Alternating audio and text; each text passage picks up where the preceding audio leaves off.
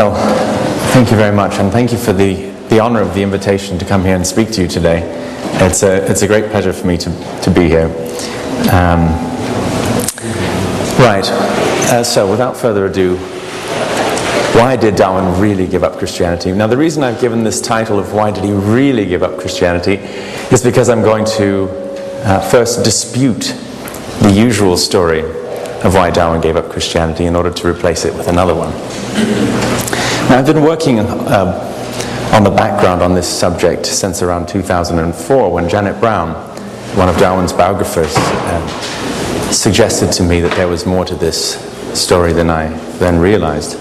And more recently, Mark Palin and I have been preparing an article on this subject, which is almost ready for submission. Well, the first point to consider with Darwin and Christianity is, why should it matter to us? What difference does it make whether Darwin was a Christian or not? Well, I think the reason is that Darwin is, although he's been dead for over 100 years, he remains very much a part of the debate today. What he believed, who he was, is hotly contested by many different groups, especially in America. Darwin is either a saint, as in this spoof image that I found on the internet, or he's a sinner, like this one. And here's another caricature. This one actually from the 19th century, a 19th century humanist magazine, where you can see a spoof boxing match between, it says, great prize fight for the championship of the world between Mr. G. Hoover, the celestial crusher, and, oh, it's cut off at the bottom there, Mr. Beelzebub is the other. And then the referee in the middle is obviously Darwin, with this scroll between his arm, which is the origin of species, showing that Darwin is the arbiter between which side is going to win. Well, as you all know, Charles Darwin was born in 1809, 201 years ago, and his parents were, can we possibly dim the light at the front of the room? His mother, Susanna Wedgwood Darwin, daughter of the famous pottery firm, and his father, Robert Darwin, a famous and wealthy physician and financier, although he made a lot more money lending money to rich people than he did being a physician. And also, the other thing that Darwin said was most remarkable about his father was that he was a very big man, a very fat man. He was so big that he had to send a servant into a patient's house in front of him to make sure the floorboards were strong enough to support Dr. Darwin. But Dr. Darwin was also a free thinker, and like his father before him. So Charles Darwin, brought up in a conventional Christian, that is Church of England background, was the son of a free thinker who was himself the son of a free thinker. But these generations of Darwins all did the same thing. The father was a non-believer, but the mother was. And the mother took the children to church, and the father didn't do anything about it. It wasn't a problem. So we'll see that in another generation of Darwins. So this is the church St. Chad's in Shrewsbury, where Darwin was baptized. But because his mother was a Unitarian, which was a form of a nonconformist belief that is not conforming to the Church of England, Darwin was actually taken with his mother to the Unitarian chapel in Shrewsbury during her lifetime. But she died when Darwin was only 8 years old. And after that, it seems his sisters took him to St. Chad's.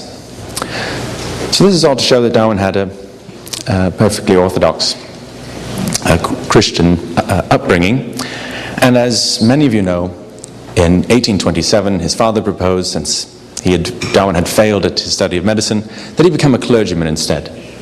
Now, Darwin was never particularly religious, so he asked for a bit of time to think about this. And he thought, well, presumably he thought something like, I'd only have to work 1 day a week.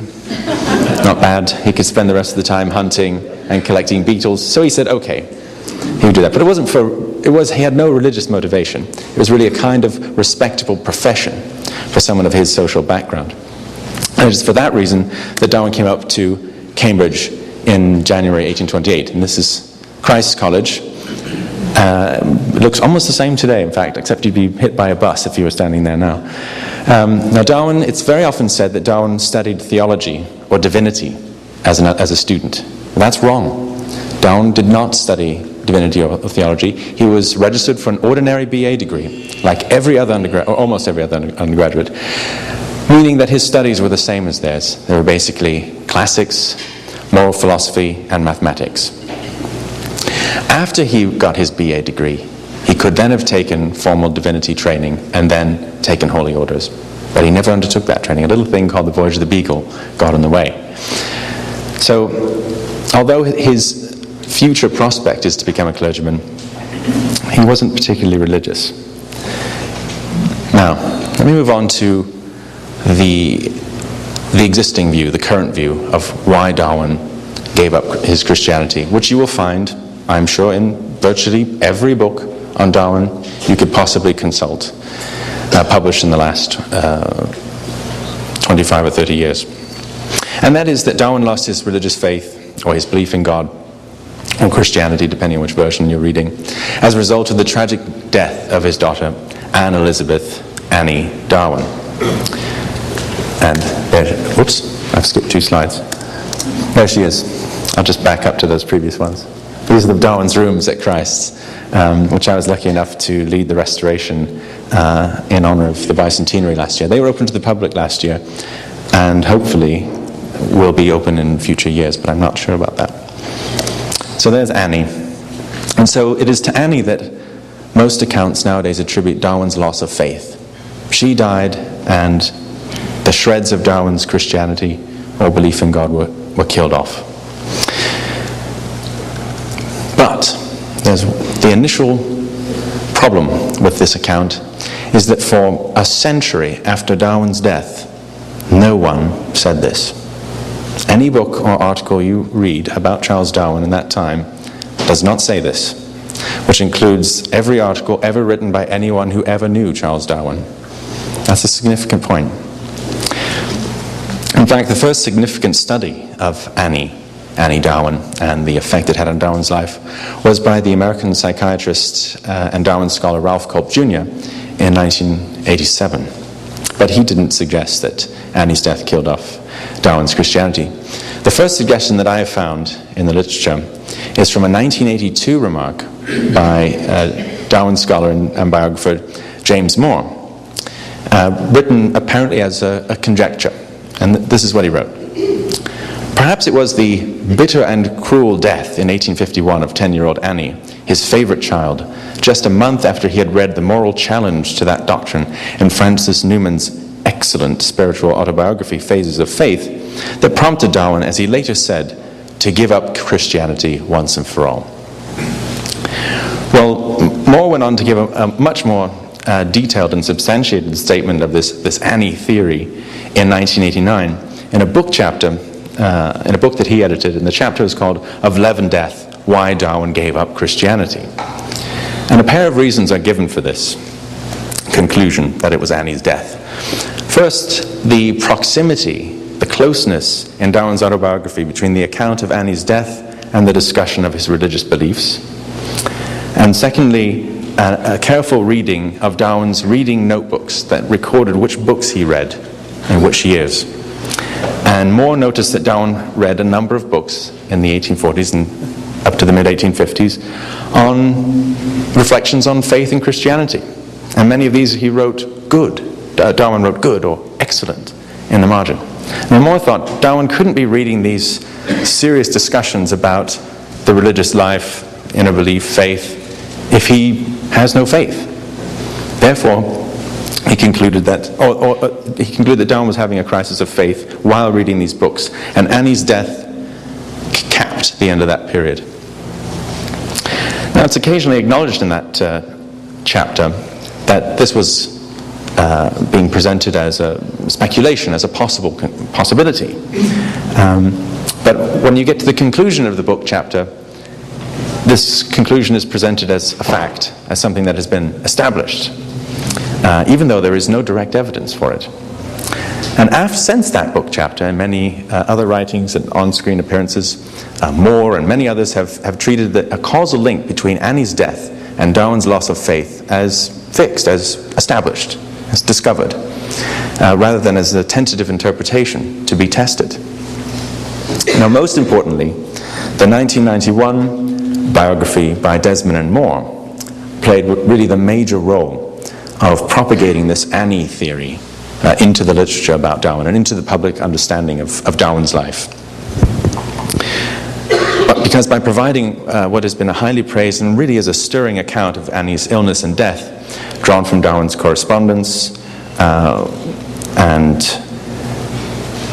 again using this interpretation of a supposed religious crisis, they provided a really emotional account. They gave a far more prominent role to Annie in the life of Darwin than previous biographies had done.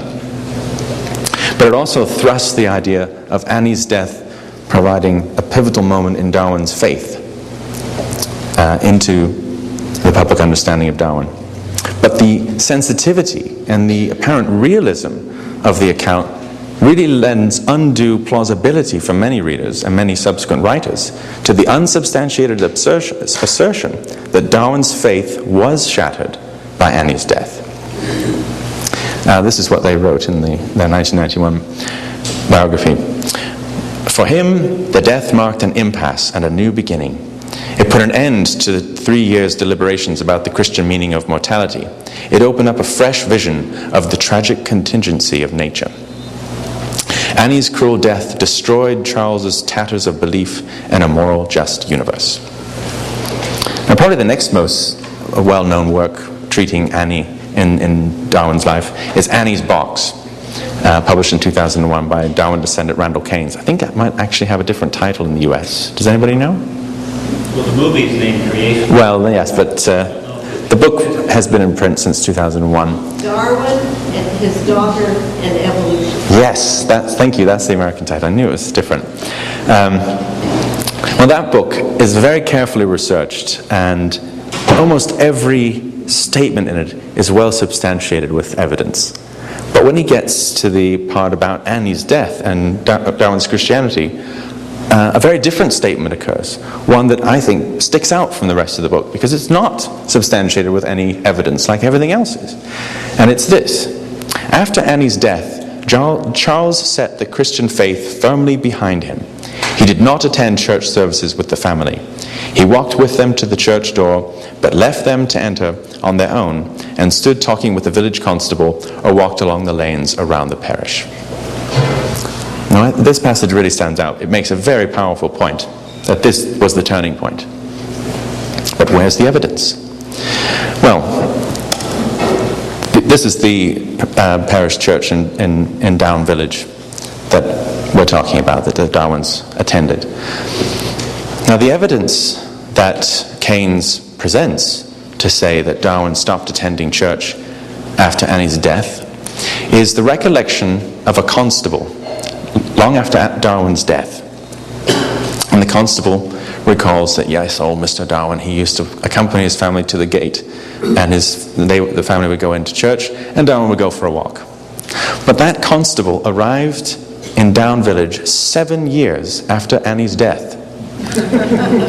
So that evidence, important as it is, cannot be used to discover whether or not Darwin stopped attending church because of Annie's death. We simply know that years after she was dead, he didn't attend church. Now, from another source, it's possible to see from one of Darwin's sons wrote some recollections about his father after his death. And he remembered that when he was a child, when one of their siblings died, that their father went to church. And he said, I remembered this because it was one of only 2 times I could remember him going to church. Well, he was 8 years and 9 months old at that time, so if his recollection could be trusted. But this still puts Darwin not attending church around the mid-1850, around 1850. So, and Annie died in 1851. So it's not possible to know when Darwin stopped attending church. The evidence just isn't sufficient. As far as an 8-year-old's recollection is concerned, well, how far back does that go? 3 years? Who knows? So it could be that Darwin hadn't been attending church for 10 years by the time Annie died. We don't know. But it's important to recognize that we don't know. Secondly, we have to refer to Darwin's own writings. We have millions of words written by Darwin, about not just about his science, but about his life. And nowhere in these millions of words written by Darwin that survive does he ever indicate that Annie's death had any connection whatsoever with his loss of faith. Okay, now let me consider what we do know about Darwin's faith across his life. Now, as I said at the beginning, he had a perfectly conventional Christian upbringing, but was not particularly religious. I'll read a passage now from his autobiography in which Darwin attests to this. And this is the time in his life when his father is asking him to consider becoming a clergyman. And Darwin wrote, "I do not think that the religious sentiment was ever strongly developed in me. I asked for some time to consider becoming a clergyman. As from what little I had heard and thought on the subject, I had scruples about declaring my belief in all the dogmas of the Church of England, though otherwise I liked the thought of becoming a country clergyman. Accordingly, I read Pearson on the Creed and a few other books on divinity, and I did not then in the least doubt the strict and literal truth of every word in the Bible. I soon persuaded myself that our creed must be fully accepted." Well, there's another recollection by Darwin's daughter Henrietta, in which she gives us an additional tidbit. She wrote, "He says it was difficult enough for him even then, upon leaving Edinburgh before coming up to Cambridge, to drill his reason into accepting the doctrines of the Church, although he was at that time and for some time after quite orthodox." Then she recalls a statement that he said to her, his recollection from the time that he said at the time, "I believe in the Bible. Now, Pearson proves the creeds to be true from the Bible, therefore they must be true." So you can see that even at that time he was trying to find ways to convince himself. Why was he trying to find ways to convince himself? Because he wasn't particularly convinced. He wasn't particularly moved by the Holy Spirit or anything like that. Okay, the next piece of evidence we have is from a Cambridge friend of Darwin's, who, again, long after Darwin's death, wrote recollections of his time with Darwin. And he remembered an earnest conversation with Darwin. And here's how it goes. About going into holy orders. "And I remember Darwin asking me with reference to the question put by the bishop in the ordination service, 'Do you trust that you are inwardly moved by the Holy Spirit, etc.?' whether I could answer in the affirmative. And on my saying, 'I could not,' Darwin said, 'Neither can I, and therefore I cannot take orders.'" Now, it can be disputed whether or not this recollection is accurate, because we don't have any other source that seems to confirm that. But it is an interesting recollection by someone who was a very good friend of Darwin's in those days. Now, we know that during the voyage of the Beagle, Darwin still seemed to be pretty orthodox. The only memory he could have of his religious feeling during the voyage was a particular spiritual feeling he had when seeing a very grand view in South America. And he remembered the distinct feeling that there's more in man than the breath of his body. So he had a quasi-religious feeling confronted with the grandness of nature. And the only other recollection he had from those years was that in a conversation with officers on the Beagle, he said, "Well, you know, if the Bible is, according to the Bible, that argument is wrong, you know." And they all laughed at him. And he remembered that as the only religious example he could remember of himself from those years was that he had said this and he'd been laughed at it. And the reason he remembers that is because he's not very religious. There's not much to go on. There's not many examples to remember. Okay, when he comes back after the voyage of the Beagle, that's when Darwin begins to develop his theory of evolution, and he also begins to ask himself all sorts of great questions about existence and the meaning of life. The big questions, as young people do when they're about Darwin's age, and they're getting ready to sort out the rest of their life.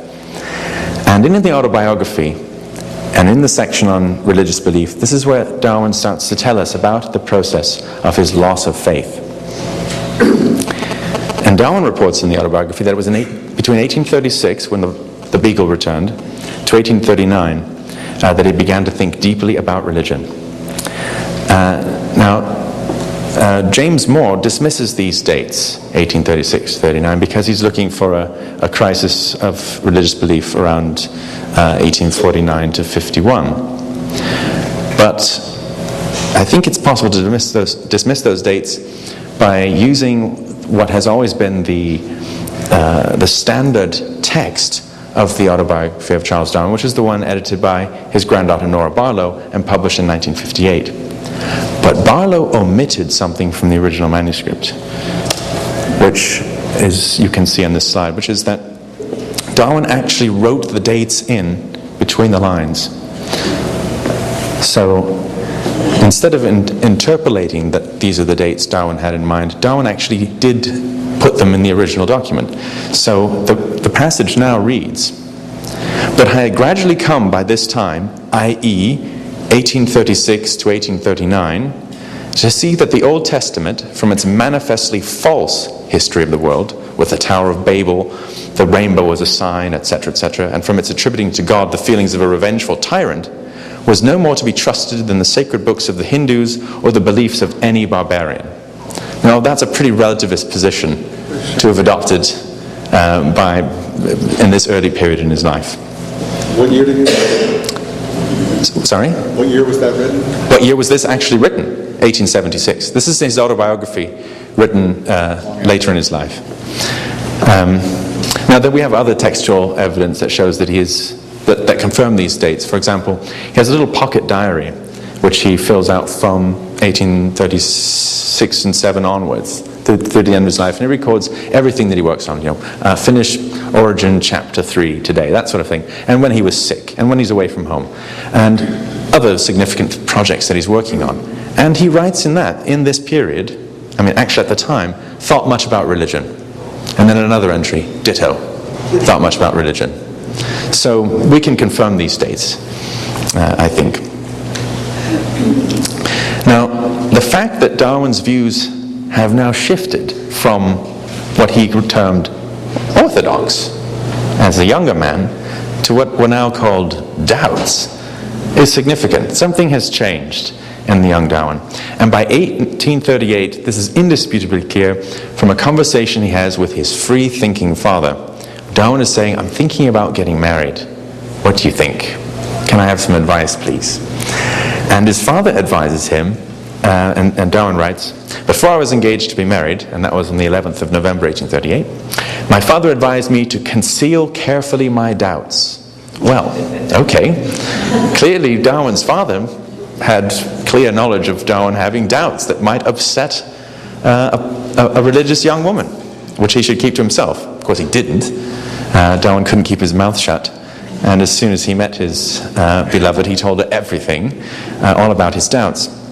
And that's the next evidence that we have about Darwin's the development of his doubts, which is that he obviously told Emma about his feelings, but we don't know what he said. All we know are what she wrote some letters to him. And it's from those that you can try to tease out what he may have said, what his feelings might have been. In one letter, she regretted that, quote, "our opinions on the most important subject should differ so widely." And she referred to Darwin's honest and conscientious doubts.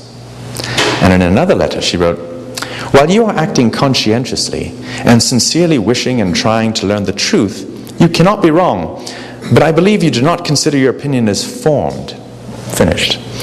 May not the habit in scientific pursuits of believing nothing till it is proved influence your mind too much in other things which cannot be proved in the same way, and which, if true, are likely to be above our comprehension? I should say also that there is a danger in giving up revelation." Aha! That sentence really gives us a clue. There is a danger in giving up revelation. So apparently, Darwin has said something to that effect. That is one of the things he's giving up. And we know from that recollection in the autobiography, "I'd come by this time to see the Bible's no more reliable than the book of any barbarian." Okay, it seems he's probably told Emma something like this, that he's considering giving up revelation, that he's having serious doubts about the creed. Okay, so by this time, 1838, he's considering giving up his belief in divine revelation. Okay. Now I will go on to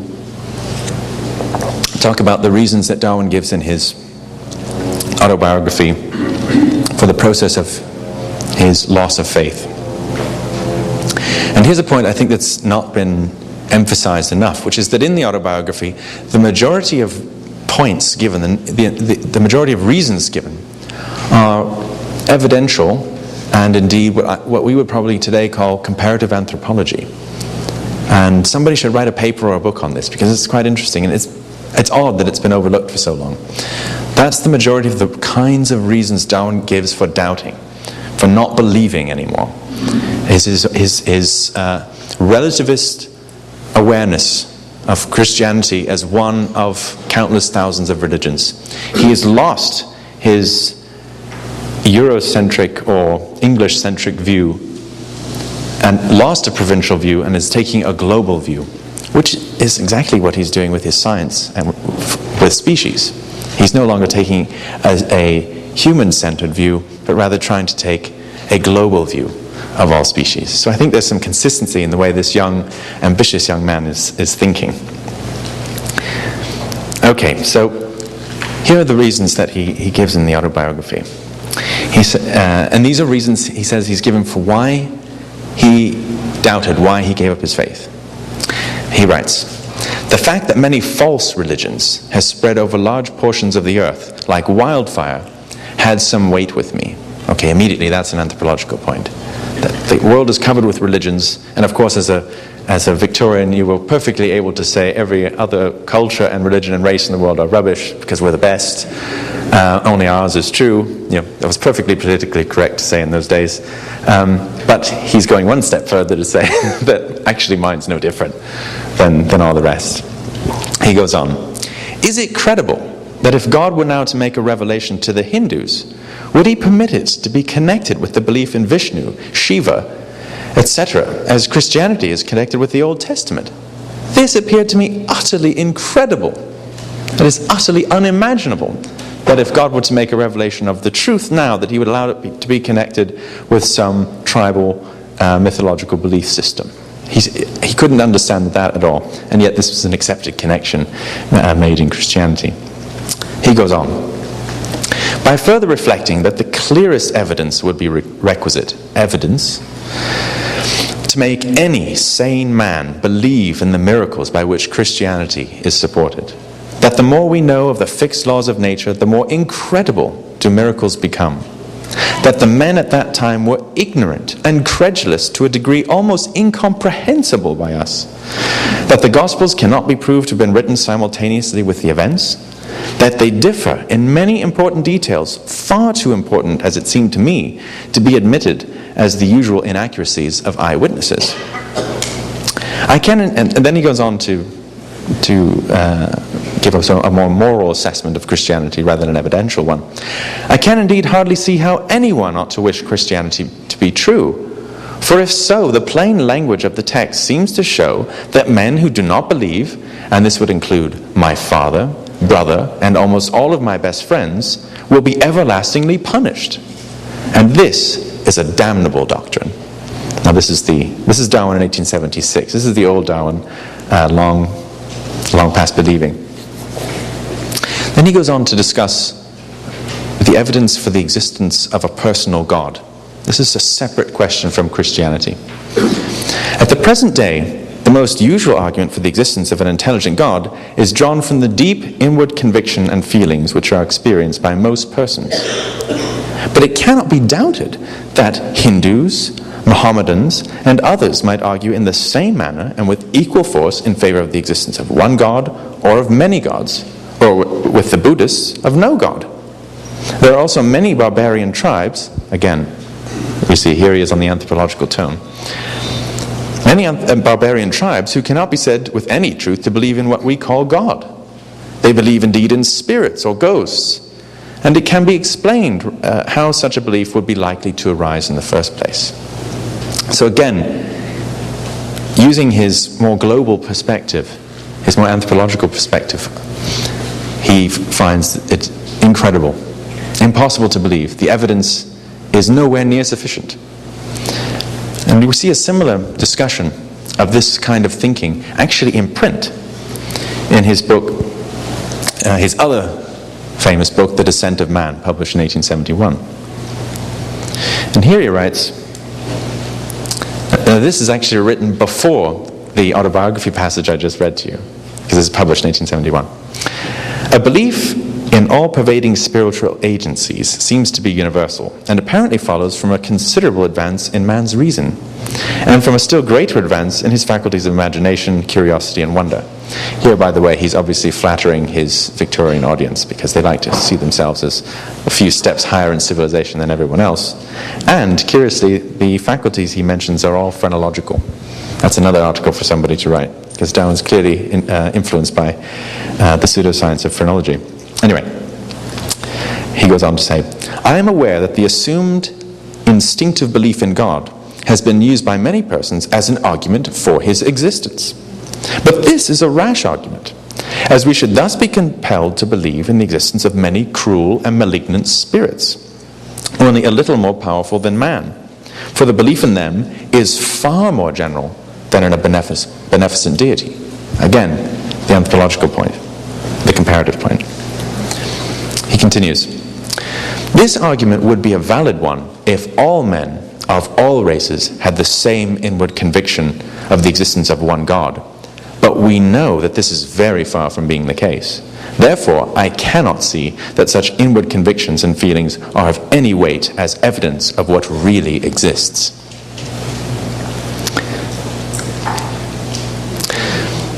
Now, leaving aside the existence of a personal God, he goes on to question the existence of pain and suffering in the world. And this is what he writes.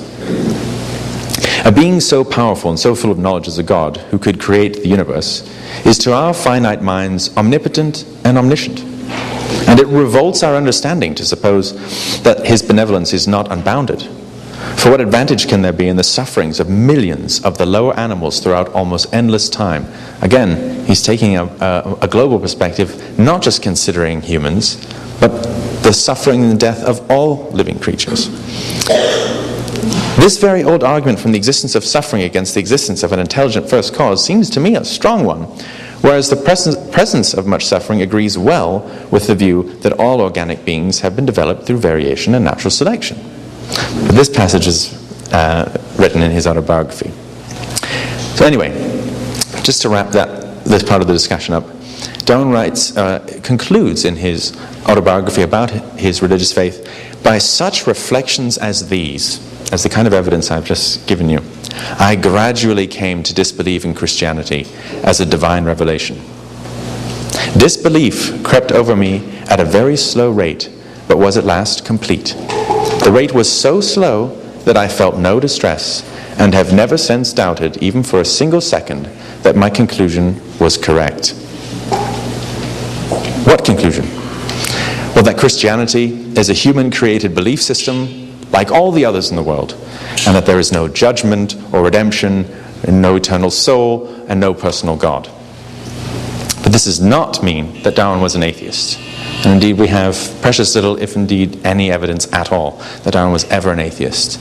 It seems likely that he wavered between a vague type of agnostic who clearly, through most of his life, is prepared to accept that there was some divine intelligence that had created nature in the first place. In fact, you could say Darwin believed in intelligent design, but not the kind that has appeared in this country recently, but the kind which means that Darwin was prepared to accept that an intelligent mind had created the laws of nature, which science can discover, but that nowhere could there be any evidence of actual design, because all the evidence of apparent design is in fact the result of natural selection. That it's the working out of the natural laws that give the fake appearance of design. So Darwin's version of intelligent design would be one which would give no hope to people who wanted to prove the existence of God, because by definition there could be no evidence of it, except for Darwin's vague suspicion that, well, it kind of seems to make sense to me, but I know that's a rubbish argument and I wouldn't suggest it to anyone. And indeed he never does. He only writes this privately. He would never mention this in print. Now Darwin, like his father and his grandfather, had a religious wife, and she took the children to church, and Darwin seems not to have been bothered in the least by this. It's in the family tradition. Probably never even occurred to him. So Darwin was not dogmatic and took no steps to make others think as he did about religious questions. Now, unfortunately, Darwin never provided a definitive answer to the question of when the process of disbelief was complete. By what date had he completely lost his faith? When was this process ended? Nor is it known, as I said, when he stopped attending church on Sundays. But clearly, he'd stopped by the mid-1850s, at the latest. In fact, the vicar of Down Village, after Darwin's death, he was the vicar from 1871, recalled, "Darwin never came to church, and it was such a bad business for the parish, a bad example." The respectable, wealthy man of the village should set a good example for the poor, and should go to church so as to encourage them to do the same. Now, another piece of evidence that's very important about Darwin's beliefs is a small pamphlet called The Religious Beliefs of Charles Darwin by an atheist activist called Aveling. And Aveling and another atheist, a German atheist named Büchner, visited Darwin House in 1881, a year before Darwin died. And they had a sort of atheist lunch, in which the Darwins, because they had a great sense of humor, invited the vicar along, just for a bit of fun. But after lunch, the men, except for the vicar, retired to another room to have a quiet chat about atheism. And the atheists put their case to Darwin point by point. And Darwin said, point by point, I'm with you in spirit. Yes, yes, yes. But why call it atheism? Isn't atheism just agnosticism said aggressively? And the atheist said, but isn't agnosticism just atheism said respectably?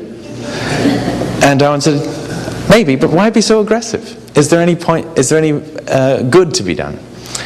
Pushing these modern, new views of atheism onto the public. Are they prepared for it?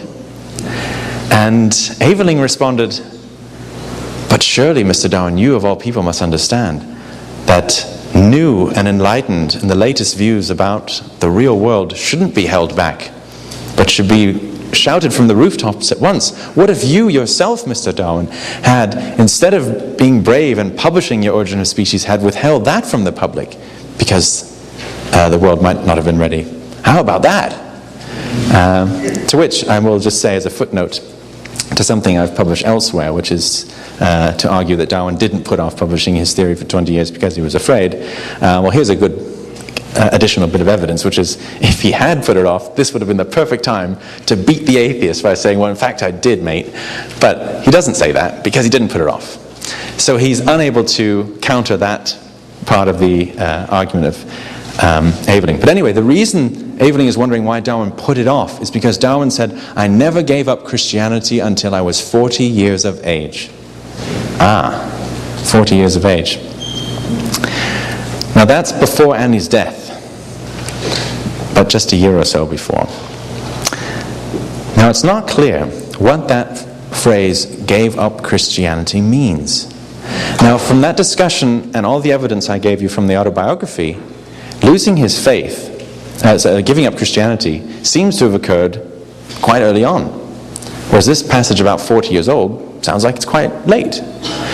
So I think the answer to that is that what he means by I never gave up Christianity means I never abandoned it officially, publicly, i.e. the public observance. Clearly, he has not believed for a long time by then.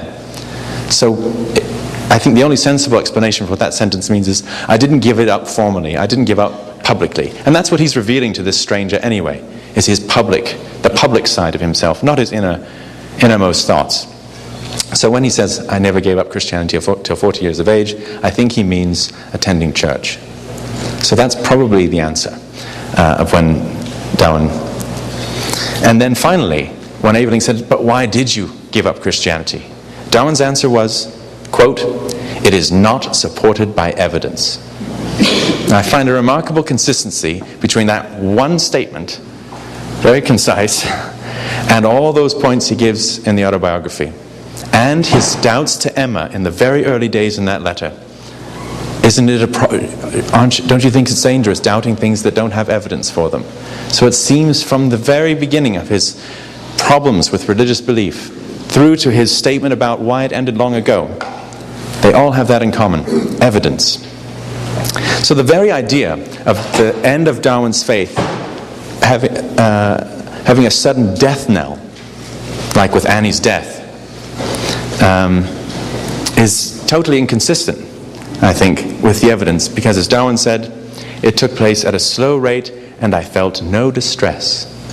But the death of Annie Darwin was the most distressing event in Darwin's life, and I find it impossible to reconcile the most distressing event of his life with a long, slow, gradual process in which I felt no distress at all. I just can't see how those two can fit together. Whereas, if, as the evidence appears to me, Darwin had completely lost his faith before Annie died, it all seems to make sense. It's all consistent. Darwin had lost his faith before Annie died. So, Darwin saw his loss of faith happening in a social context in which, as he wrote in his autobiography, nothing is more remarkable than the spread of skepticism or rationalism during the latter half of my life. And his loss of faith was similar to many friends and family. So according to Darwin, his gradual appreciation that his former beliefs were not supported by evidence, and indeed that the available evidence of many kinds allowed for the belief in a creator as a first cause to the universe, but as far as could be demonstrated by science, this is your last Darwin quote, everything in nature is the result of fixed laws. And if you'd like to know more about Darwin, you can find his complete writings available online on Darwin Online. Thank you very much.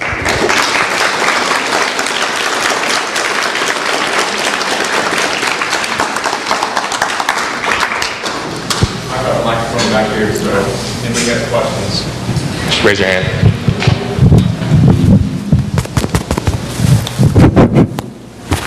I've got one too.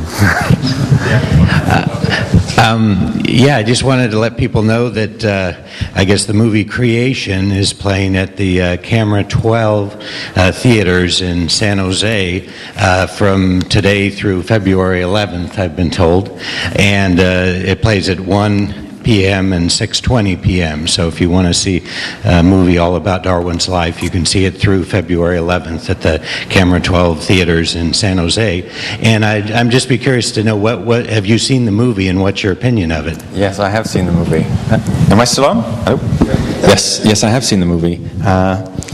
Well, my opinion is that as long as you remember that the film is highly fictionalized, just enjoy it as a good piece of cinema. And in my opinion, it is the most fictional account of Darwin ever to reach the screen. In fact, the only thing I recognize as true in a film were the names of the people.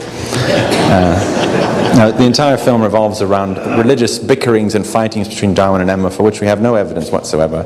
And indeed, all the evidence we have shows that they didn't have these fights and rows. It's fantastic stuff. It's dramatic. It's a pity they didn't do that, because it's much more fun, much more exciting. But no. And also, again, it revolves around this Annie myth. I think that her death is this pivotal moment in his life, which I think is dubious. My question was, and I missed the very beginning of the talk, so maybe you touched on this, but to what degree did public reaction to The Origin of the Species and his other writings, when they were published, affect his beliefs? Did they harden his beliefs, or did he have opinions about sort of that discussion you said at the end of his life about with the atheists? Sounds like it might have been informed by some of the stuff that went on in the public press. I'm curious if you could discuss that. That's a very interesting question. I would say that my impression, not having really worked on this before, would be that hardened is probably the right guess, that his views were hardened. Darwin was a bit of a scientific snob, in the sense that he thought people who were not scientists their views were just not of any value when assessing scientific questions. And as far as he was concerned, he was putting forward scientific points. And if, say, a clergyman wrote a review of The Origin of Species, Darwin just thought it was just not worthy of notice. The person's opinion was not in a way in the conversation about whether or not his view on species was true or not. Not even wrong. Not even wrong. It was just not in the conversation. So in his autobiography, he writes a slightly overly friendly gloss about the reviewers of his books across his life. And, I guess he's reached quite a prominence, and he says, well, I can say, passing over those without any scientific knowledge, most of them, that I've always been treated fairly by my reviewers, which is, I think, a slightly rosy picture. But yeah, I think his views probably did harden, and there are a few examples of where Darwin does sometimes step out of his private shell to support. For example, there was a secularist newspaper in the States, I think published in Ohio. It's on Darwin Online, which Darwin appreciated a pamphlet written by the editor so much that he wrote to him and said, I agreed with every word of your pamphlet, it was fantastic. And the editor wrote back and asked if he could have this line from Darwin, could he print it? And Darwin said, okay, which is very unusual for him. So for a number of years, this newspaper, it was called The Index, I believe, carried this quote from Darwin that I agree with almost every word. And near the end of his life, Darwin's son wrote to the editor and asked him to remove that. Now, Desmond and Moore, in their biography, suggests that Darwin is reacting to political circumstances in England. But I think the obvious answer to that is actually the fact that the editor was about to step down. And it was with him that Darwin had a personal relationship. And when he informed Darwin that he was about to step down, Darwin asked that he take the personal recommendation off the newspaper. So I guess I'm just, so I understand, in his public life, he didn't talk about this, and you think that's because he didn't want it to color the scientific debate? Or? No, Darwin is asked privately many times about his religious beliefs.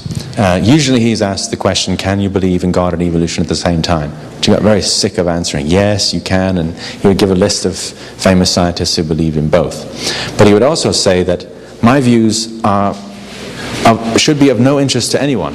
I have not made a special study of these things. I have no authority to speak on them.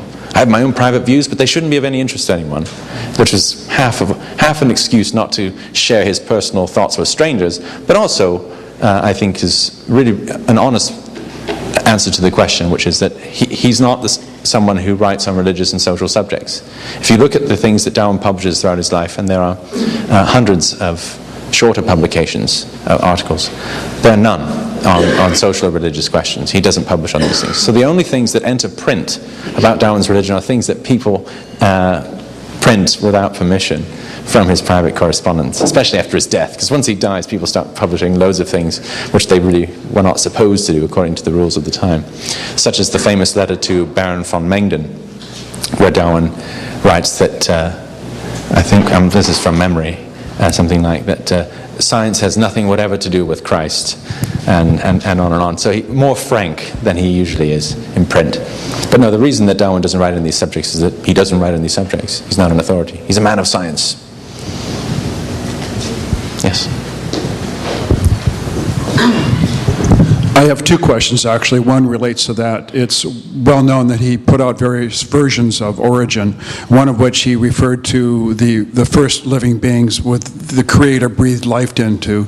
And secondly, it's a counterfactual. How much has been done about if Darwin had not existed, if, for instance, if Wallace had been the first one to put forth the concept of evolution, and that Wallace later turned to being a spiritualist? How much would that have changed of our whole evolution science? I'll take that back. First question, yeah, there are various changes in the wording of the 6 editions of The Origin of Species published in Darwin's lifetime. There's a lot of confusion about that because it's a big book and there are many passages that mention the Creator, actually. But the one I think you're referring to is the one where Darwin changed the word into which life was first breathed into life was first breathed by the Creator. And it's clear that Darwin, and this is actually more of an answer for your question, it's clear that Darwin sees that as he writes to his friend Hooker, he says, "I'm sorry I truckled to public opinion by using the, what was the word he uses? But anyway, by using the religious language of breathed by the Creator." But he never takes it out. And in a way, I think what he's trying to do is he's trying to say that whether or not God is behind it all or not is scientifically irrelevant. What I'm trying to establish is the process of how species come about by natural means. And people are being put off by the problem of it upsetting their religious views. I don't want that to get in the way. So he does, he changes the language a bit to try and accommodate a large part of his readership. While at the same time, I don't think too seriously compromising his own position. Second question was, what if Darwin never existed? What if we just had Wallace? I've thought a little bit about this, and in my opinion, I don't think we would have Wallaceism instead of Darwinism, because Wallace wrote, well, as it happened, Wallace wrote one essay, whereas by that time Darwin had worked for 20 years and had accumulated enough material to publish 5 volumes of footnote-crushing science. So it's not the fact that Darwin is first that he's remembered, but the fact that he did all the work of convincing the international scientific community that evolution is true. And it was that work that within 20 years did it. And this is something that's unfortunately not very widely known, but within 20 years the debate on evolution was over. In fact, you need to spread the word about that. It was over in the 1870s. Yes. No, you're quite right to point that out. That same approach as our Yes. The debate was over among scientists. That's perfectly true. Although in the UK at least, even more broadly than that, even amongst clergymen, it was considered to be, that was over. That question has been established. But yeah, if it was left only to Wallace, I think we wouldn't have it just left only to Wallace. We would have had Wallace as one of a community of people, a community of scientists working on these questions who would have independently filled in the gaps that Darwin wasn't there to fill in. The thing that's special about Darwin is that he made so many leaps on his own and then brought them all out at once and astounded the scientific community. And sure, Wallace's beliefs in spiritualism, etc., these seriously tarnished his scientific reputation amongst his peers at the time, and he was a little bit sidelined for some of that because he really broke the rules, as it were, amongst the scientific community of his day, because he tried to get spiritualism to be discussed as a scientific subject, as he thought it was. He thought this is a question about what exists, and because his fellow scientists didn't agree. Does that answer your question? I wanted to ask about Darwin's teenage or pre-teenage years. Is there any documentation or writing that shows what he thought as a teenager, or any evidence that he was, destined to become the great man that he was, as far as his creativity and thinking? There is a little bit of evidence of Darwin as a teenager, and you can see most of these documents on Darwin online. If you look at the manuscripts and then you sort them by date, you can find things from when Darwin was in Edinburgh. You can see his student notes on chemistry and medicine. And you can see some of his private notebooks about studying birds and collecting beetles. But it's a tricky question. I would say that the evidence, there's two answers to that. One, the evidence is really not that sufficient to show that, Darwin was going to be someone very special. And secondly, I don't think anyone who knew him, or Darwin himself, could have seen that at that time. I don't think he was apparent at that young age. I think he developed later into someone unusual. But I don't think it was evident at that time. And clearly, there's no fantastic notebooks or documents that you see and you think, oh my God, this is obviously a genius, and you can see it's coming. You don't really see that. I don't think so. Clearly, he was a clever man from the beginning, and methodical, and kept lots of notes, but I don't know. Interesting question. Thank you.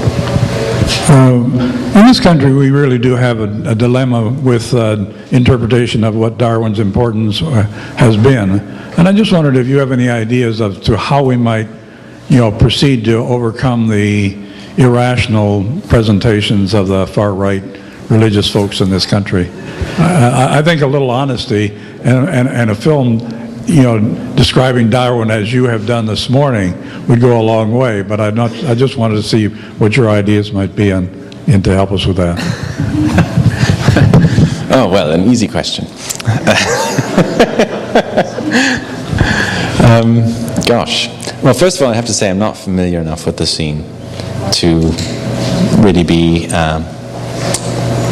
keyed up enough to know how to really intervene effectively.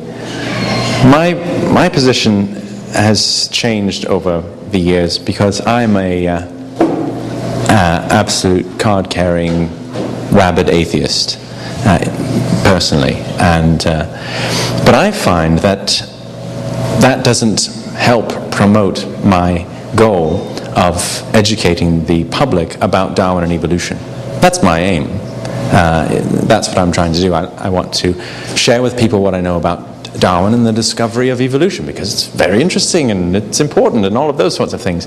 And I think my personal beliefs aren't really relevant, I don't think, to those stories. So I'm quite happy to keep them private. I don't discuss them. I don't debate creationists because I don't think they're worthy of being elevated to the level of someone who has a co-equal opinion about, say, someone who knows about evolution. Certainly knows about evolution more authoritatively than I do. But at the same time, it's a big problem that there are people who don't understand the science, who are promoting their misunderstandings and ignorant views to huge audiences. That's a real shame. So obviously someone has to counter that. So I don't know, I think my view is that one really does have to counter it when it happens, and we need people who are appropriately informed to do so. I'm a historian, not a biologist, and I know enough to refute most creationists, however, because most of them don't seem to have any science at all. In fact, I was asked to debate a creationist on the radio in England a few months ago. I declined, but I said, if you want me to talk to you about Darwin and evolution, I'd be happy to do so. So they kind of tricked me. What they did was they rang me up, and I told them about Darwin and evolution, and then we hung up, and then they rang the creationist. And the creationist started off by saying, and he was a very ill-prepared one, and he started off by saying, you had to choose one or the other. Either you believe in God or you believe in evolution. I.e., he's really trying to force the case that you've got to be on the good side, my side. And the journalist said, well, that's funny, because the person we were just talking to said that actually you can believe in both.